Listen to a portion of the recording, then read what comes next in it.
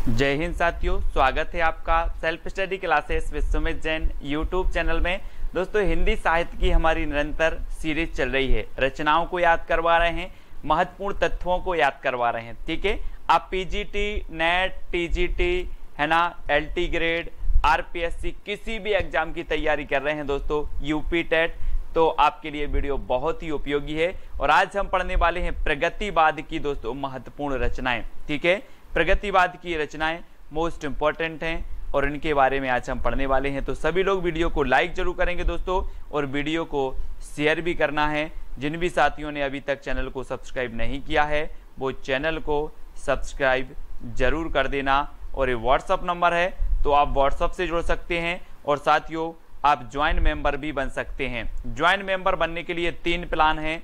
Silver plan 59 रुपये पे करना होगा, है ना। गोल्ड प्लान 159 रुपये और डायमंड प्लान दोस्तों 299 रुपये। आप ज्वाइन मेंबर बनते हैं तो आपको दोस्तों ज्वाइन मेंबर व्हाट्सएप ग्रुप से जोड़ दिया जाएगा, जिसमें आपको ट्रिकी स्टडी मटेरियल भी उपलब्ध होगा, और भी स्टडी मटेरियल जो चैनल पर आता है वो सारा उस पर आपको मिल जाएगा। ठीक है, तो आपको क्या करना है दोस्तों कि जो है ज्वाइन मेंबर जरूर बनना है। और आज का जो आपका पहला प्रश्न है, नींद के बादल 1947 के रचनाकार कौन है।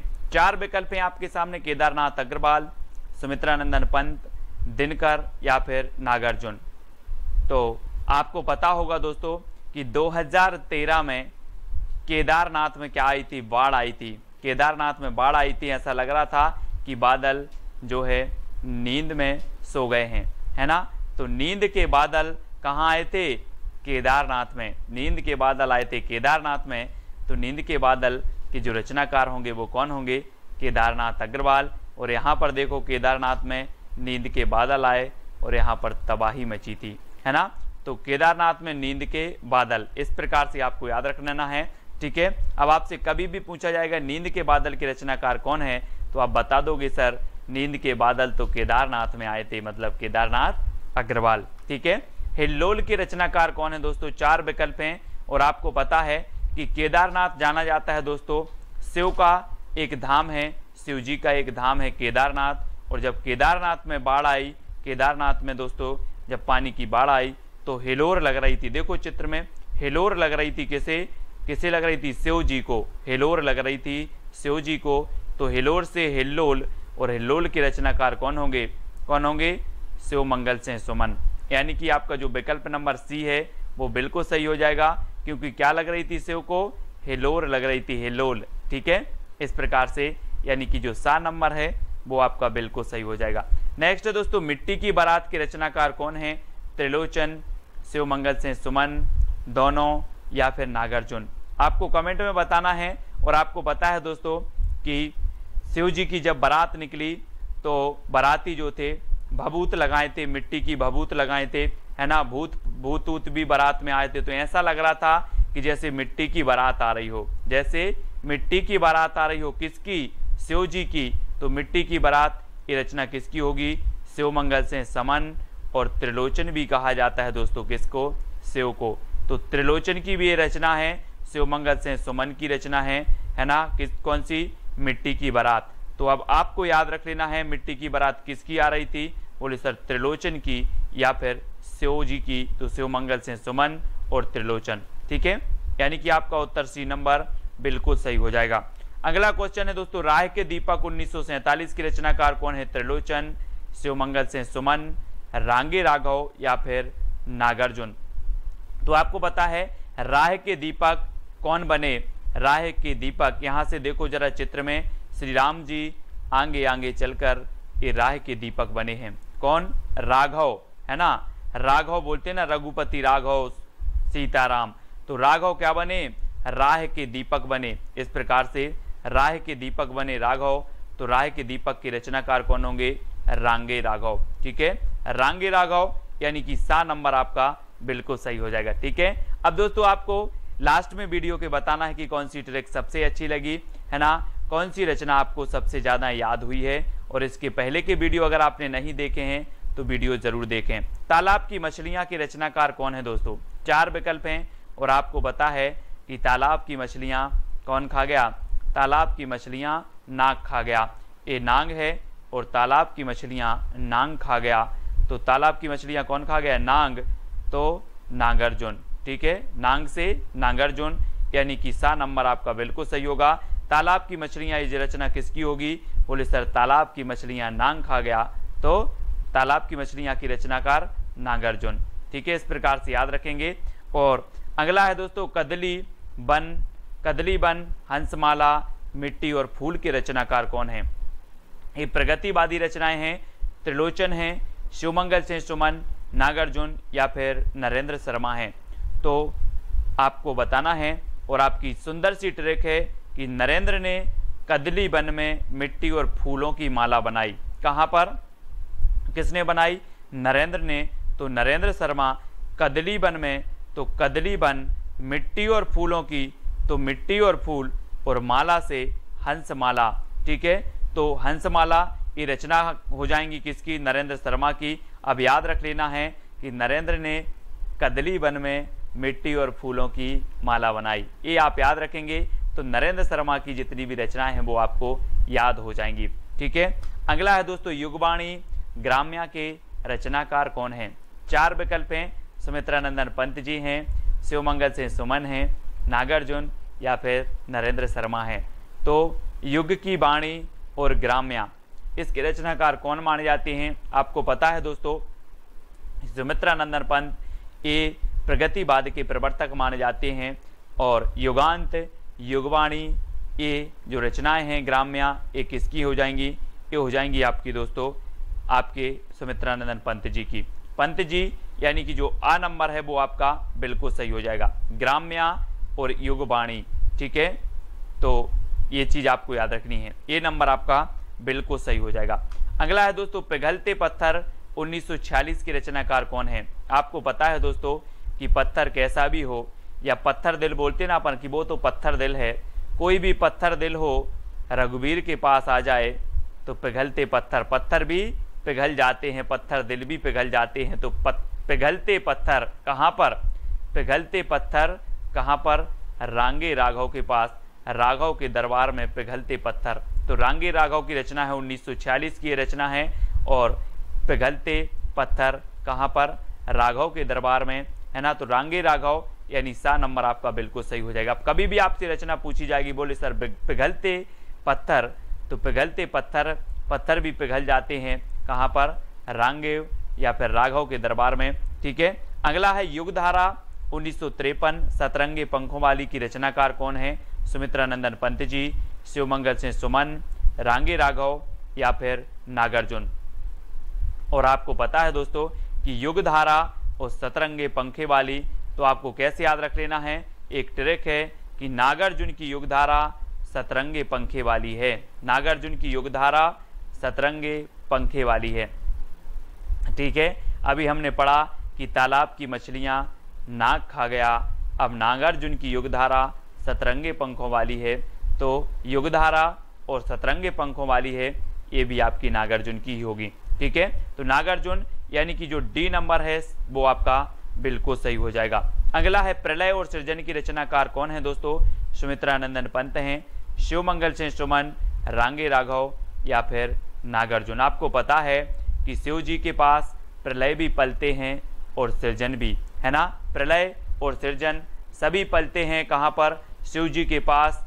तो शिव जी के पास पलते हैं तो शिवमंगल सिंह सुमन। बोले प्रलय और सृजन किसकी है? तो आप बता दोगे कि सर ने बताया था कि प्रलय और सृजन तो शिवमंगल जी के पास पलते हैं, है ना, शिव के पास पलते हैं, तो शिवमंगल सिंह सुमन, ये चीज़ आपको याद रखनी है।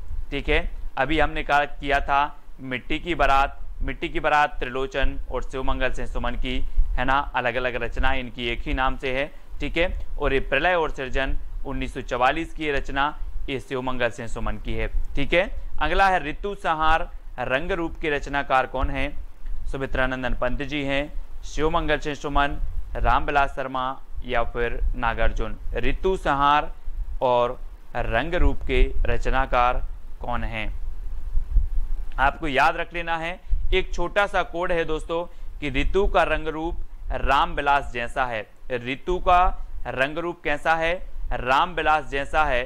तो ऋतु से आपका बनेगा दोस्तों ऋतु संहार और रंग रूप से रंग रूप और किसके जैसा है रामविलास, तो रचनाकार कौन होंगे रामविलास शर्मा, यानी कि जो सी नंबर है वो आपका बिल्कुल सही हो जाएगा। अब आपसे कभी भी पूछा जाएगा ऋतु संहार किसकी रचना है, तो आप बोलोगे कि ऋतु का रंग रूप रामविलास शर्मा जैसा है ना, या रामविलास जैसा है, तो ऋतु का रंग रूप तो ऋतु संहार, रंग रूप से रंग रूप, रामविलास से रामविलास शर्मा। ठीक है, अगला है जिजीविषा, संतरण और संकल्प के रचनाकार कौन है दोस्तों। ये प्रगतिवादी रचना है जिजीविषा यानी कि जीने की इच्छा, संतरण, संकल्प, इनकी रचनाकार कौन है पंत जी, शिवमंगल सिंह सुमन, महेंद्र भटनागर या फिर नागार्जुन।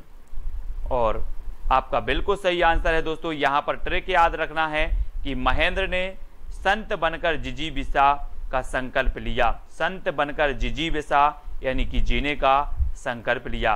तो किसने लिया, महेंद्र भटनागर ने, इसलिए जिजीविषा, संतरण और संकल्प ये तीनों ही रचनाएं किसकी हैं, महेंद्र भटनागर की हैं। और महेंद्र ने संत बनकर जिजीविषा का संकल्प लिया, ये आपकी ट्रिक हो जाएगी। ठीक है, और दोस्तों ये सारे नोट्स आपको ज्वाइन मेंबर यानी कि ज्वाइन ग्रुप में मिलेंगे। ठीक है, तो आप ज्वाइन मेंबर अवश्य बने चैनल के। ठीक है, अगला है गुलाब और बुलबुल के रचनाकार कौन है, सुमित्रानंदन पंत हैं, शिवमंगल सिंह सुमन हैं, महेंद्र भटनागर या फिर त्रिलोचन। तो गुलाब और बुलबुल के रचनाकार बताना है। गुलाब और बुलबुल ने त्रिलोचन की पूजा की, किसकी पूजा की, गुलाब और बुलबुल ने त्रिलोचन की पूजा की, यानी कि त्रिलोचन की रचना हो जाएंगी गुलाब और बुलबुल। ठीक है, ये एक ही रचना है गुलाब और बुलबुल, और दोस्तों ये त्रिलोचन की रचना है। ठीक है, त्रिलोचन, गुलाब और बुलबुल ने किसकी पूजा की, त्रिलोचन की। ठीक है, अगला है विश्वास बढ़ता गया पर आंखें नहीं भरी। विश्वास बढ़ता गया ये अलग रचना है, पर आंखें नहीं भरी ये अलग है, लेकिन आप पढ़ते हो कि विश्वास बढ़ता गया पर आंखें नहीं भरी, है ना। शिव को देखते देखते दर्शन करते करते विश्वास बढ़ता गया, पर दर्शन से दोस्तों आंखें नहीं भरी, आंखें नहीं भरी, ऐसा लगता कि शिव के दर्शन करते ही रहें। तो शिव को देखते देखते विश्वास बढ़ता गया पर आंखें नहीं भरी, ये आपकी ट्रिक है। शिव पर विश्वास बढ़ता गया पर आंखें नहीं भरी, ये दोनों ही रचना शिवमंगल सिंह सुमन की हैं, शिवमंगल सिंह सुमन की, है ना। विश्वास बढ़ता गया पर आंखें नहीं भरी। ठीक है, तो ये चीज आपका बी नंबर आपका बिल्कुल सही हो जाएगा, शिवमंगल सिंह सुमन। अगला है दोस्तों तुमने कहा था खून और शोले, ये किसकी रचनाएं हैं। अभी तक आपने फ्लैशबैक शैली में कौन सी रचना पढ़ी होगी दोस्तों, फ्लैशबैक शैली में पढ़ी होगी उसने कहा था, है ना। उसने कहा था पढ़ी थी, किसकी है उसने कहा था, चंद्रधर शर्मा गुलेरी की। लेकिन आज आपको तुमने कहा था भी पढ़ना है। तुमने कहा था खून और शोले की रचनाकार कौन है, सुमित्रानंदन पंत जी हैं, शिवमंगल सिंह सुमन, महेंद्र भटनागर या फिर नागार्जुन हैं। तब आपका बिल्कुल सही यहाँ पर आंसर हो जाएगा, तुमने कहा था कि खून और शोले। खून और शोले ये नागार्जुन की रचना है दोस्तों, खून और शोले, है ना। किसने कहा था, नांग ने कहा था, नागार्जुन ने कहा था कि खून और शोले, अभी कम सोया है और शोले। तो तुमने कहा था खून और शोले ये रचनाएं हैं किसकी, नागार्जुन साहब की हैं। ठीक है, प्यासी पथराई आंखें नागार्जुन की है ना। इन सभी रचनाओं को याद रख लेना है, तुमने कहा था खून और शोले नागार्जुन जी की। ठीक है, बेला और नए पत्ते के रचनाकार कौन है, सुमित्रानंदन पंत जी हैं, निराला, महेंद्र भटनागर या फिर नागार्जुन। तो आपको पता है दोस्तों कि बेला हो या नए पत्ते हो या कुकुरमुत्ता हो, ये निराला जी की प्रगतिवादी रचनाएं मानी जाती हैं। आपको याद रख लेना है, आपसे क्वेश्चन पूछा जाएगा निम्न में से बताइए निराला की कौन सी रचना प्रगतिवादी है। तो आपको पता होगा बेला, नए पत्ते, कुकुरमुत्ता ये इनकी प्रगतिवादी रचनाएं हैं, और कुकुरमुत्ता के नए पत्ते की बेला कैसी है, निराली है। तो कुकुरमुत्ता, नए पत्ते और बेला ये तीनों ही रचनाएं निराली से बनेगा आपका निराला। ठीक है, तो निराली हैं। ये आपकी ट्रिक है कि कुकुरमुत्ता के नए पत्ते की बेला निराली है। ठीक है, तो यहाँ से याद रखेंगे, और बी नंबर आपका बिल्कुल सही होगा। पंख और पतवार के रचनाकार कौन है दोस्तों। पंख और पतवार आपको पता है कि पंख और पतवार दोनों कहाँ चल रहे थे, कहाँ चल रहे थे, केदारनाथ में जब बाढ़ आई तो या तो पंख चल रहे थे, पंख यानी कि हेलीकॉप्टर उड़ रहे थे पंखा से, या फिर नाव की पतवार चल रही थी। कहाँ पर? केदारनाथ में। तो ये दो ही चीजें हो रही थी, बाकी और कुछ नहीं हो रहा था, पंख या तो पतवार। कहाँ? केदारनाथ।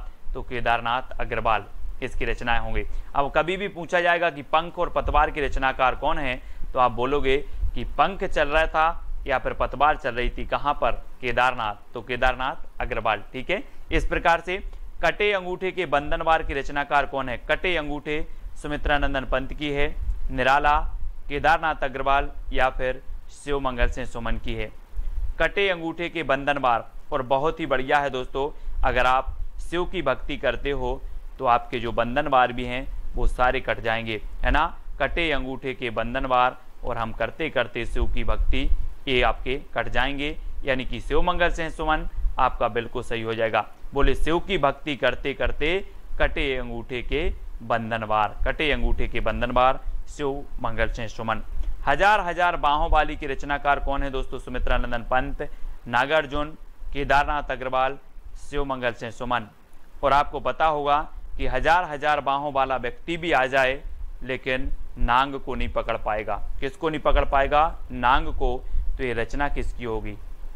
किसकी होगी? बोले सर हजार बाहों वाली भी आ जाएं तब भी नांग को नहीं पकड़ पाएंगे, तो नागार्जुन की रचना हो जाएगी हजार हजार बाहों वाली, यानी कि आपका जो बी नंबर है वो आपका बिल्कुल सही हो जाएगा। ठीक है, बी नंबर।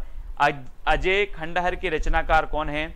अजय खंडहर बताना है दोस्तों, और 4 विकल्प हैं और आपको बताना है कि अजय कौन था। अजय कौन था? सुमित्रानंदन पंत, राघव थे, केदारनाथ थे या फिर शिव मंगल सिंह सुमन। आपको पता होगा कि जो राघव थे, राघव ये अजय थे, इन्हें जीता नहीं जा सकता था, है ना। राघव से आपका बनेगा रांगे राघव और अजय से अजय खंडहर। अजय खंडहर के रचनाकार कौन होंगे?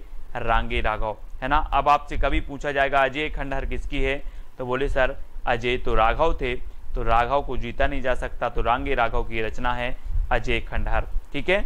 अब दोस्तों आपको बताना है कि वीडियो कैसा लगा, कितनी रचनाएं आपको याद हुई, कौन सी ट्रिक सबसे अच्छी लगी। इसके पहले के लगभग 33 से 35 वीडियो आपने देखे कि नहीं देखे, वो जरूर देखें। पूरी प्लेलिस्ट हिंदी साहित्य का इतिहास ट्रिक नाम से बनी है, वो जरूर देखें।